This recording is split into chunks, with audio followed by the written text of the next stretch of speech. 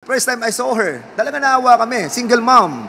Di ba, babae, ang sweldo, mababa. Pero, in all reality, may problem. May problem tayo dito. Dami sila, but they allowed to be used by the Chinese people. You were allowed to be used by those people. Di ba? So, inaamin mo na, Ronaldin, na ginamit ka ng mga Chinese to issue these checks, right? Yes po, Mr. Chair. At sino? Yung Chinese na yon? Si Miss Cassandra Ong po. Si Cassandra Ong. Yes Ayan. po, Mr. Chair. Enzo Recto, kalaban ang katiwalian at kasinungalingan, kakampi sa katotohanan at kabutihan. Session resume. The parliamentary status, Your Honors, is that the chair still awaits if there will be a motion to consider the request of Ms. Ronaldin Baterna for a reconsideration on her detention in the House of Representatives. Since there are no motion, and it seems that we do not have a quorum, and under our rules, we have to establish a quorum in each of the 4 committees in the Quadcom. Therefore, we cannot rule on her request, and being so, Ronaldin Baterna will still be detained in the premises of the House of Representatives. Mr. Chairman, Congressman Fernandez and then Congressman Abante. Have we actually asked Ms. Baterna if she is now willing to tell the truth? Have we asked her? Why don't we ask her now if she's willing to tell the truth, so we will be able to talk about her request, Mr. Chair? Because if she will still insist that she will not tell us what we need to know, then, of course, I will even make a motion not to lift the motion of Congressman Baterna. Okay, Ms. Baterna, narinig mo yung sinabi ni Congressman Abante? Hindi po, Mr. Chair. Pwede pong paulit. Sinasabi ni Chairman Abante na kung ikaw ba ay willing magsalita ng katotohanan at pawang katotohanan lamang. Yes po, Mr. Chair. Okay. Mr. Chair.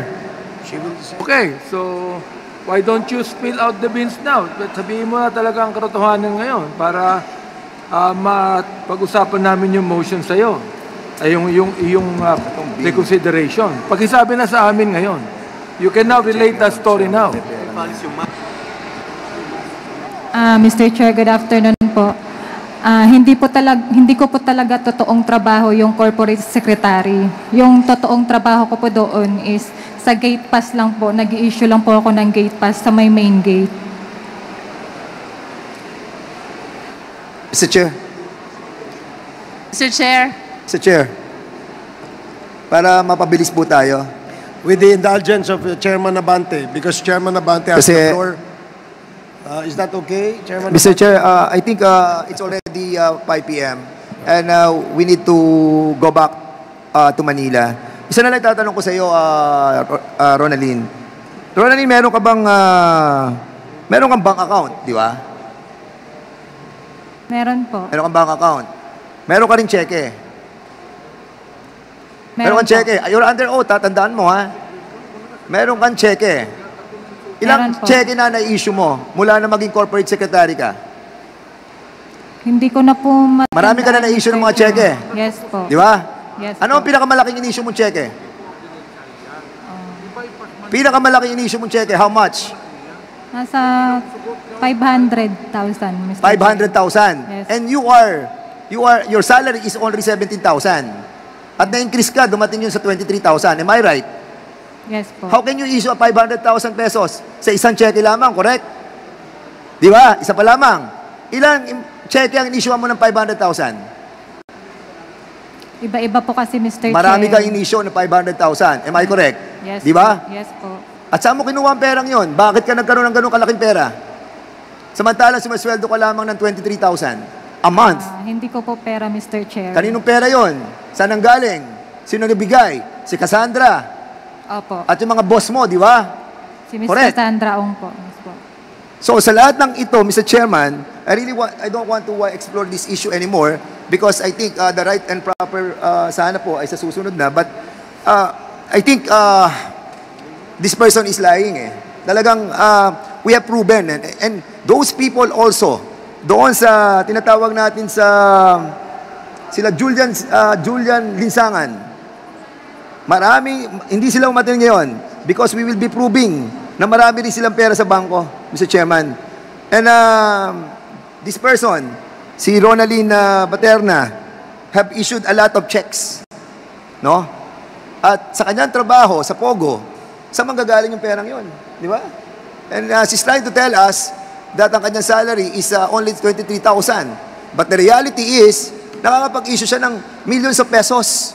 Di ba? And that make us wonder, why?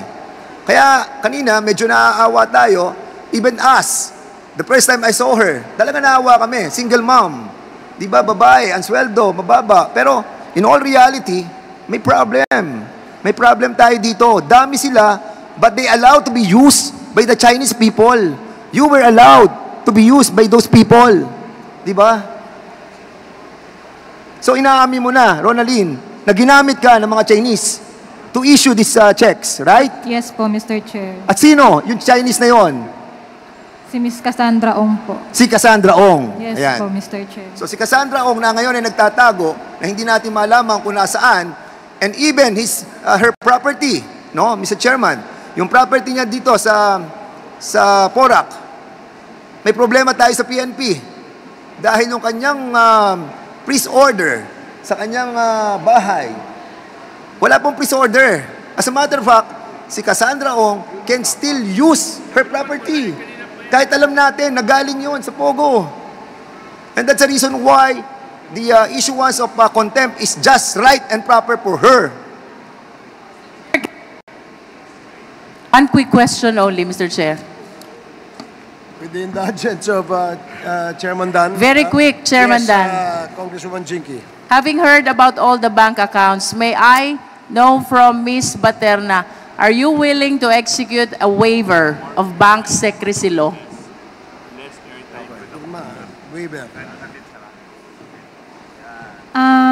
Naka-close na po yung account, Mr. Chair. Nonetheless, it is still protected by the bank secrecy law. So the question, Ms. Baterna, ikaw ba handang pumirma ng waiver? Binibigyan mo ng karapatan ang Quadcom na makita lahat ng bank transactions mo. It is answerable by yes or no only. Yes po, Mr. Chair. Yes. Mr. Chair, I'm requesting the Quadcom to facilitate the necessary waiver as manifested by Ms. Baterna. And as a follow-up question, Ms. Baterna, ano po ba ang mga bangko ninyo? China Bank po. China Bank, what branch? Angeles, Mr. Chair. What else? Yun lang po, Mr. Chair. One bank only? Yes po, sa akin, Mr. Chair. It's quite hard to believe, Ms. Baterna. Yes po, Kung Mr. ikaw Chair. magwe-waive, make sure you waive all bank accounts. Yes po, Mr. Chair. I'm requesting the Quadcom, Mr. Chair, that we facilitate the necessary waiver. Thank you, Mr. Chair. Mr. Thank you, Chairman, Congresswoman Jinky. in addition to... Please Okay. let the chair make a quick statement with respect to the manifestation of Congresswoman Jinky. So, the Secretariat is directed to coordinate with Ms. Baterna with respect to waiving her right and giving access for the committee to look into her bank records. And that she is willing to tell all to this committee. Yan lang ba ang bank account mo? China Bank lang? Yes po, Mr. Chair. Wala ka na ibang bank account? Dati po meron AUB, pero nilipat ko na po kasi sa China Bank, Mr. Sige. Chair. Chairman Dan Fernandez. Miss Ronaline Baterna, alam mo, sa totoo lang, talagang gustong-gusto ka namin tulungan. As a matter of fact, kung tatanungin mo, kasi single mom ka, gusto na namin sana makauwi ka na ngayon. Unfortunately, yung mga ebidensya that na nakuha namin leads to the fact that nakapag-issue ka ng mga cheque at si Cassandra Ong nagpadala sa iyo ng malalaking pera. If I may, no, if I may ask you, no, yung Whirlwind Corporation, nagpadala din sa iyo ng malalaking pera doon sa checking account mo? Mr. Chair, sa totoo niyan, yung mga pumapasok po na pera doon sa checking account ko, hindi ko po alam. Hindi mo hawak yung account? Hindi po, Mr. Chair. So, sino ang mahawak ng account? Kala ko sasabihin mo lahat. Sabihin mo na lahat para at least tulungan ka namin. Kasi po, Mr. Chair, meron po akong sarili, yung savings ko po.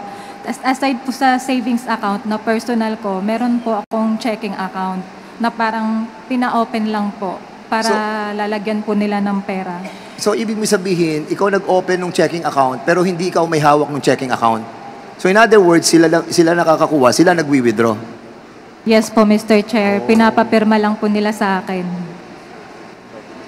So, in other words, Mr. Chairman, talagang ginamit siya ng mga Chinese personalities at sila po talaga yung ginagamit. Not only as a incorporator, but as a window for the issuance of checks. And at the same time, yung exit and entry ng mga pera, nagagamit po yung ating pong mga kapwa Pilipino. We sympathize with you, Ronaldin. But the very fact na talagang mali yung ginawa mo. And yun sana ang inaasahan namin sa iyo nung last hearing kung nasabi mo ang lahat. Baka meron ka pang gustong sabihin, Ronaldin. Sana po managot po yung totoong nananagot. Hindi po yung katulad ko na inosente na ginagamit lang po nila. May kulanong salita na ang ibig sabihin dito ay ang pagkakaisa. Bunyog Party List. Halika na, Bunyog Party List ka na. Halika na, Bunyog Party List ka na. Sa susunod, ang atinang suportahan, Bunyog Party List, nagtataguyod ng katotohanan, lumalaban para sa bayan.